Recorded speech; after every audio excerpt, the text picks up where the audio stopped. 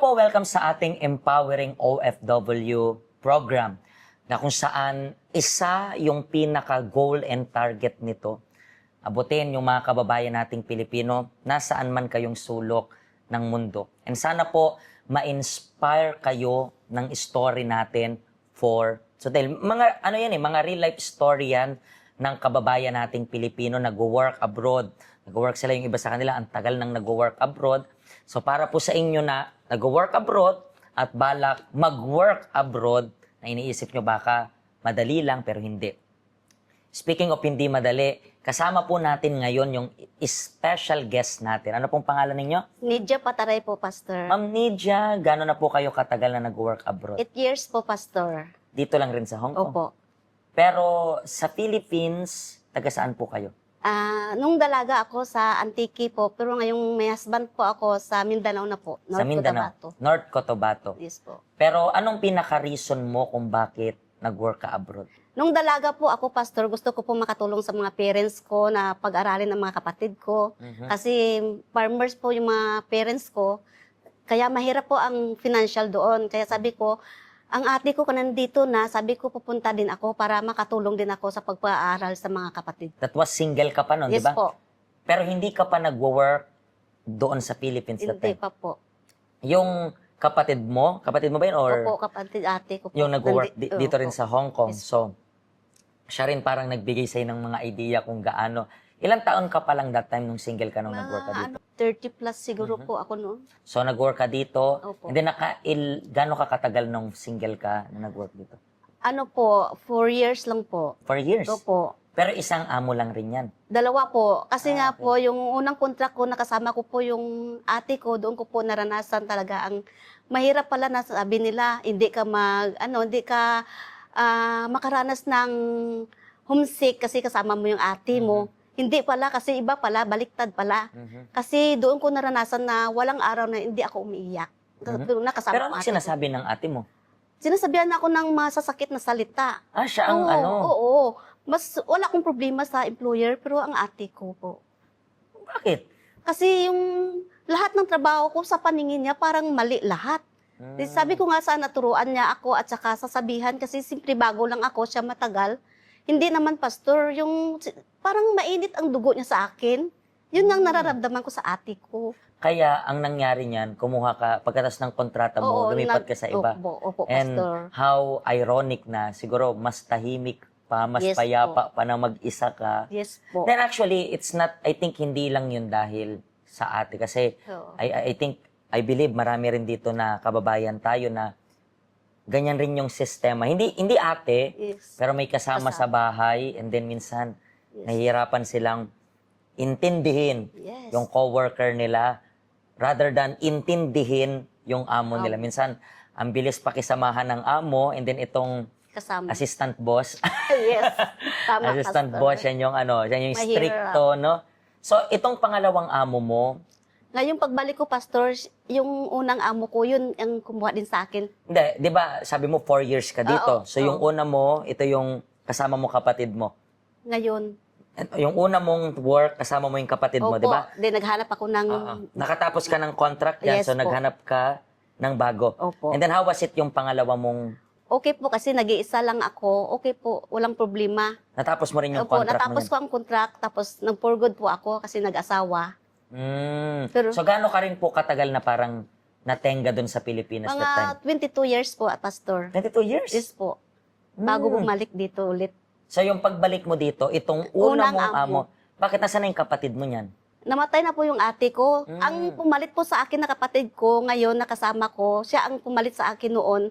Kaya yun ang kasama ko din ngayon. Teka lang, intindihin ko lang. Yung yung ate mo nakasama mo dati, namatay na napatay yun. na. Mm-mm. So ngayon, ikaw ay nag-work dito, kasama pa rin ng isa mong kapatid. Opo. Pero itong kapatid, ate mo pa rin to o mas bata sa'yo? Lalaki po ito, mas bata po sa akin. Mm. Siya ang pumalit sa akin noon na umalis ako doon nakasama ang ate ko. Pero mas okay yung relationship nyong dalawa kumpara dun sa ate mo? Ganun pa rin po. Ganun pa rin. Yes po. Pero dahil sa nandito na ako, Okay, mamaya na tayo dyan. Mamaya na tayo papaabutin. Pero nung kinontak ka na bumalik para mag-work Yes dito po. sa unang amo mo. As of now, 4 years ka na dyan sa kanya, Yes di po, ba? opo. Paano ka napunta dito sa health center? Ano po ako, na-evangelize po ako doon sa Admiralty. Kasi on time na yun, Pastor. Kasi may ano ako, katatapos ko lang ng operasyon sa appendix. Kasi naghahanap ako po ng miracle. Kasi parang naano na ako sa hospital. Kaya Parang labas-pasok sa ospital, ganun. balik-balik po ako. Kaya nung nag-evangelize sa akin po, yun, sumunod talaga ako sa kanya. Wala na ako dalawang isip na hindi pumunta dito. Sabi ko, ito siguro ang hinahanap ko. Gano'n na rin po kayo katagal sa health center? 3 years na po. 3 years Eh na. po. And sabi mo nga kanina, muntik mo na rin masabi kung anong mga natutunan mo dito. So doon na tayo sa part na anong natutunan. Kasi minsan nakala natin, diba, minsan nakakalungkot isipin na supposed to be yung magkapatid pa dapat yung magtulungan. Yes. Diba? Magkapatid pa yung dapat support, mas mahabang pasensya, pero parang kabaliktaran. Yes po. Mas, sabi mo nga, yung umpisa, na homesick ka. Ito naman, pangalawa, kahit mas bata to sa'yo, ganun pa rin. So, parang siya ang mas matanda sa akin. So, sa mga ganitong sitwasyon, siyempre, hindi may iwasan yung tampo, Yes. sama ng loob. Paano mo, sabi natin, na-handle yung ganitong sitwasyon? Kumakapit lang po ako sa Panginoon. Always pray. Tapos, yun nga, tuwing off, dito lang po ako sa church. Dito ko lang binubuhos ang lahat ng oras ko. Kaya lumalakas ako kasi noon, pag makarinig lang ako ng sasabihan niya ako ng mga masakit na salita, sumasakit ang dibdib ko. Pero ngayon, parang wala na. At yan yung gusto kong makuha ng mga kababayan natin. Kasi minsan, mga kababayan natin, ang iniisip nila, hindi dapat magbago tong kasama ko. Magbago tong, ang rare nating isipin na dapat magbago tayo. Yes. Tingnan nyo, for example, sa case mo, kahit ano naman talagang gawin natin, hindi natin kayang baguhin yung ibang tao. Yes. Diba? Kapatid mo na nga yan. Yeah. Hindi natin makokontrol kung anong sasabihin ng tao sa atin. Tama. Pero tingnan nyo po, yung impact kapag okay ka, same pa rin yung kasama mo, baka same pa rin siya ng salitang binabato sa'yo, pero ngayon bakit iba na yung way ng pag-receive mo kasi okay ka sa loob. Yes. Kaya tingnan nyo, yun pa rin, pero sabi mo nga, parang wala na. Yes. Bakit? Kasi naging matatag ka. At yan minsan yung kailangan ng mga kababayan natin. Di ba? Kayo pong nanonood sa amin right now, siguro po, the same thing. Hindi siguro kapatid, pero coworker lang, then really, parang imbis na maisip mo na kaya ko pa, naisip mo na kakayanin ko pa ba? Yan na yung tanong mo. Bakit? Kasi hindi ka nai-stress sa amo, nai-stress ka sa kasama mo. Nai-stress ka sa mga taong hindi naman nagpapasahod sa'yo. At siguro yan yung pinaka-challenge mo. At ulitin ko, hindi mo kayang baguhin yung tao. Hindi mo kayang kontrolin yung tao. Hindi mo masasabi sa tao na tahimik ka, no? Kasi minsan nga, kapag sinabi nating manahimik ka na lang, minsan doon ka pa nila masasagarin. So anong pinakailangan mo? Baguhin mo yung kalooban mo. Katulad ng case niya, same na tenga, same na tao na nakakarinig, same na tao na nagsasalita, same as in same, pero iba na yung reaction niya. Bakit? Okay siya sa loob. Siguro po, ang akala mo sa problema mo is yung mga nakapaligid sa'yo. What if kaya kong sabihin sa'yo na baka, yes, may problema rin sila, pero ang kaya mong ayusin sarili mo para anong mangyari?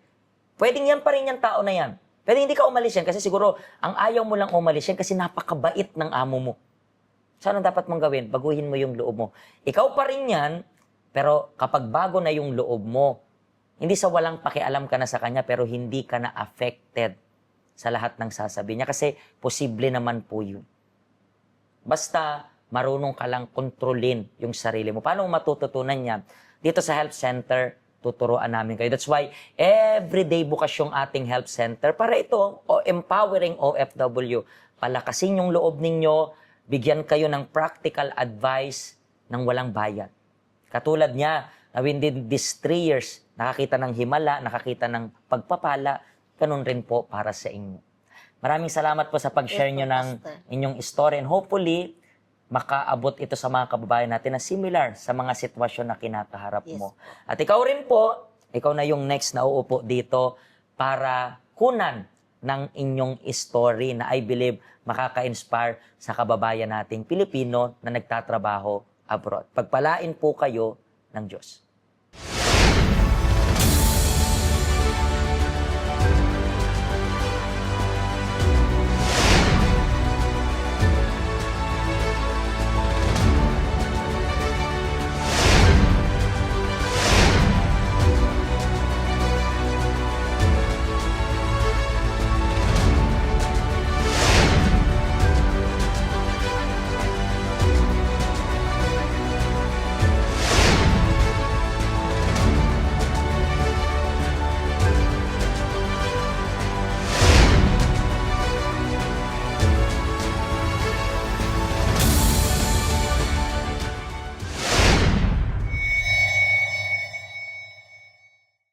Hello, ako po si Pastor Joshua dito po sa UCKJ Health Center dito po sa Hong Kong. At yung mga napanood nyo pong testimony ay mga testimony ng mga OFW dito sa Hong Kong. Pero I believe makaka-relate rin naman kahit nasaan po kayong bansa. Basta OFW. Ang health center po natin ay walang pinipiling religion.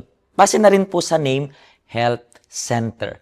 Kung kailangan nyo po ng karagdagang information, nandito lang po sa baba lahat ng information na kailangan ninyo. Kontakin nyo lang po kami at magiging masaya po kami na matulungan ka, ma-assist ka, nasaan man po kayong bansa. Pagpalain po kayo ng Diyos.